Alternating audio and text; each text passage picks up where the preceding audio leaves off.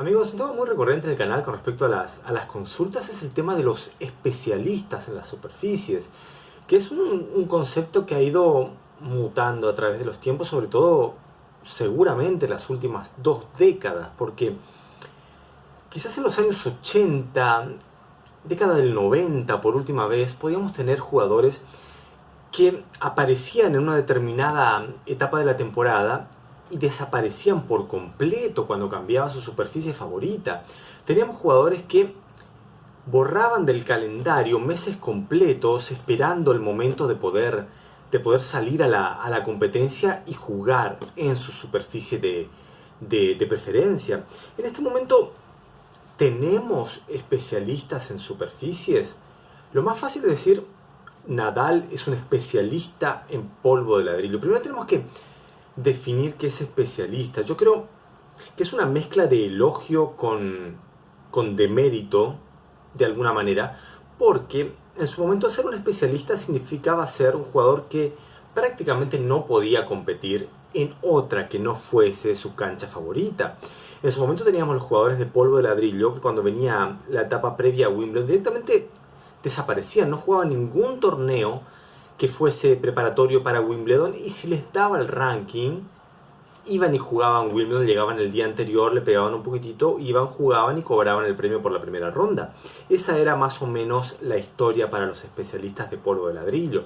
Alguna que otra aparición en las temporadas de cemento, si es que no eran reemplazadas por interclubes en polvo de ladrillo o torneos challengers en polvo de ladrillo. Y también pasaba lo mismo con los especialistas de las canchas de césped, y eso es lo que ha cambiado mucho. No tenemos prácticamente jugadores puros en el primer nivel de una superficie o de otra superficie. ¿Cuáles son los jugadores puros de césped en este momento? Dustin Brown, podríamos decir, es un jugador puro de césped. ¿Cuál es un jugador puro de polvo de ladrillo en este momento que tenga un considerable éxito? No se me viene a la cabeza muy fácil. Podría pensar en el argentino Carlos Berlocq, que se retiró hace poco tiempo, un jugador de más o menos el nivel de un Dustin Brown con respecto a posiciones en el ranking. Y recordemos que Dustin Brown no ha tenido enormes resultados. Su mayor impacto ha sido ganar partidos en césped, sorprender a Nadal en Wimbledon, sorprender a Nadal en torneos también de la gira previa a Wimbledon, pero después no ha sido un jugador que haya sido una amenaza. Simplemente esperamos a que aparezca la temporada de césped y lo tenemos nuevamente a Dustin Brown apareciendo y ganándole a buenos jugadores. Dustin Brown es un especialista en césped, es todo un espectáculo jugando en césped, y eso también le da una limitante muy importante para poder ser un factor de riesgo en una superficie mucho más lenta. Yo creo que los jugadores de alguna manera puros o que tuviesen una preferencia de jugar mucho mejor en polvo de ladrillo han sido mucho más favorecidos en esta transición de superficies algo más lentas a lo largo de los tiempos que los jugadores puros de césped, que han tenido que empezar a tratar e intentar de conseguir resultados en otras superficies que no fuesen el rapidísimo césped, que según reportan, yo no he tenido la posibilidad de jugar en el césped de Wimbledon. He jugado en césped, pero no he identificado ningún cambio en cuanto a la semilla, en cuanto a cómo se ha tratado esa superficie y si la han lentificado en los últimos años. Yo he jugado en césped, pero ese césped lo he sentido igual a lo largo de las temporadas. El césped de Wimbledon reportan que sí ha sido cambiado y que ya no es ese césped tan volátil, tan rápido, que se moría tan rápido, y teníamos finales de la década del 80 donde era prácticamente tierra y era muy difícil pelotear de fondo. Uno simplemente tenía que pegar y volear, lo cual terminaba convirtiendo al tenis en un deporte más que todo de golpes, de poder invocar en algún momento alguna devolución, de grandes sacadores, de grandes voleadores. Pero yo incluso lo he comentado con jugadores de la época. Yo decía, ¿cuál es la táctica realmente? Si uno tenía que sacar el voleador, ¿dónde estaba la táctica?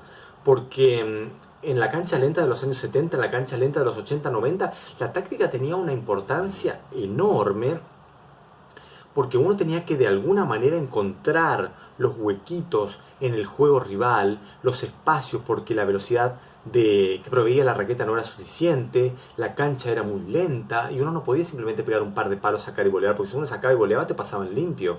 Y si uno quería pegar demasiado fuerte, se terminaba quemando porque la raqueta no proveía esa potencia. Entonces se preguntaba, ¿cuál es la táctica? Y la verdad es que la táctica era bastante limitada cuando uno jugaba saque y red todo el tiempo en esos momentos de la historia. Uno podía cambiar un poco el efecto, podía cambiar los ángulos del saque, podía devolver un poco más bajo, un poco más alto, pasar limpio o intentar pasar en 2 o 3, pero la cosa era saque, devolución, el que estaba mejor ganaba. Por eso realmente lo que tuvieron la posibilidad de adaptarse era lo que tenían que hacer en aquellos tiempos. Bjorn Borg no ganaba Wimbledon de la misma manera que ganaba Roland Garros. Vilas no ganaba Roland Garros de la misma manera que ganó Australia o que ganó la Masters Cup en césped. Tenían que cambiar absolutamente su juego. Tenían que pasar del juego calculador de polvo de ladrillo al juego completamente jugado y hacia adelante, y que sea lo que Dios quiera, de saque y red. No había un término medio. Hoy podemos decir que Roger Federer es un jugador puro de césped. Yo creo que de ninguna manera Roger Federer es un jugador puro de césped. Tiene características que se adaptan muy bien al juego de pasto, pero Novak Djokovic lo tiene abajo en enfrentamientos en Wimbledon. Así que, ¿quién es el especialista puro de césped en este momento? ¿Roger o Djokovic? Bueno, estamos hablando de Djokovic con una de las 2 mejores devoluciones de saque de la historia. Por eso en su momento solo Agassi quizás se pudo meter con esas características en los 80s y 90s para ganar títulos en Wimbledon, sin contar la última puntita o el inicio de la década del 80 con Bjorn Borg, que si bien lo ganó haciendo saque y red, Agassi lo ganó de fondo de cancha. Por eso es un mérito extraordinario, ganándole a Goran Ivanisevic en la final, a John McEnroe en la semifinal, a jugadores puros de saque y volea, con Ivanisevic uno de los mayores sacadores de la historia. Así que la cosa ha cambiado. Podemos decir, ¿Rafa es el especialista en polvo de ladrillo? Es un poco complicado, porque si tenemos a un jugador que ha ganado más Grand Slams en cancha rápida que Boris Becker y Stefan Edberg, es un poco complicado decir que no es un jugador que se pueda adaptar bien al polvo de ladrillo. Yo creo que su juego es efectivo en todas las canchas y se potencia aún más en polvo de ladrillo. Yo creo que ese juego lo hace prácticamente impenetrable. El peso de su pelota, que aún así lastima en césped, lastima aún más en el cemento del US Open y es realmente impenetrable en el polvo de ladrillo. Es algo con lo que él se ha encontrado, pero no ha tenido ningún problema en ganar Wimbledon, en jugar 5 finales de Wimbledon, en ser una amenaza en prácticamente todas las temporadas, salvo el bache de los mediados de la década del 2010, donde siempre ha sido protagonista en Wimbledon. Y la diferencia entre el polvo de ladrillo y el césped es muy muy grande, porque Roger Federer ganó 8 Wimbledon y un solo Roland Garros. Hay un motivo por qué Nadal ganó 12 veces Roland Garros y 2 veces Wimbledon, más allá de sus 5 finales. Evidentemente hay un cambio, hay sutiles cambios que a un nivel tan parejo y tan alto se sienten. Por ejemplo, cuando hablamos de Djokovic-Nadal, lo tenemos a Rafa encima del polvo de ladrillo, lo tenemos a Nole encima en la cancha dura y tenemos una paridad interesante en el césped. Es como que realmente no puede atacar, es como que está en un término medio esa pelota, donde Nole no puede sobrepasar de gran manera en el césped a Nadal, y sí en la cancha dura. Es como que la pelota está en un punto justo. Siguen existiendo diferencias, pero ya no tenemos a las legiones argentinas o las armadas españolas que esperaban ese momento para realmente empezar a ganar los puntos, empezar a ganar algo de dinero y borrar etapas de la temporada muy importantes. Yo creo que esos tiempos han pasado. Son muy muy contados los especialistas en estos tiempos, y creo que por cómo está encarada la temporada y las superficies y lo más homogéneas de la actualidad, no completamente homogéneas. Las superficies no son iguales, pero se parecen un poco más y las diferencias no son tan grandes como antes. Los jugadores están obligados a tener un juego mucho más sólido de fondo de cancha y grandes entrenadores en Estados Unidos están empezando a promover el hecho de que se juegue mucho más en polvo de ladrillo, porque realmente te provee de una solidez muy importante que ahora es necesaria en una cancha dura, que también es necesaria en una cancha de césped. Sin un juego sólido de fondo ya prácticamente no se puede ganar, porque o si no, no tenemos manera de contrarrestar la solidez de los jugadores que también en el césped te pueden plantear un rally muy largo y consistente.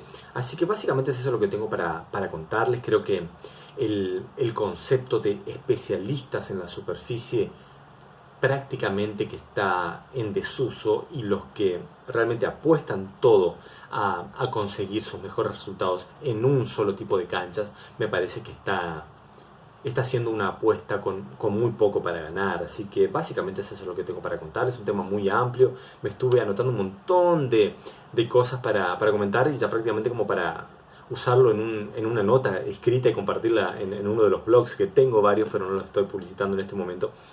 Y es eso lo que tengo para contar. Les gustaría que me cuenten sus sensaciones, si realmente consideran de que existen todavía especialistas puros en determinadas superficies, y me pueden contar jugadores que no sean del top 10, porque casi todos son bastante homogéneos en cuanto a cómo presentan su juego en diferentes superficies.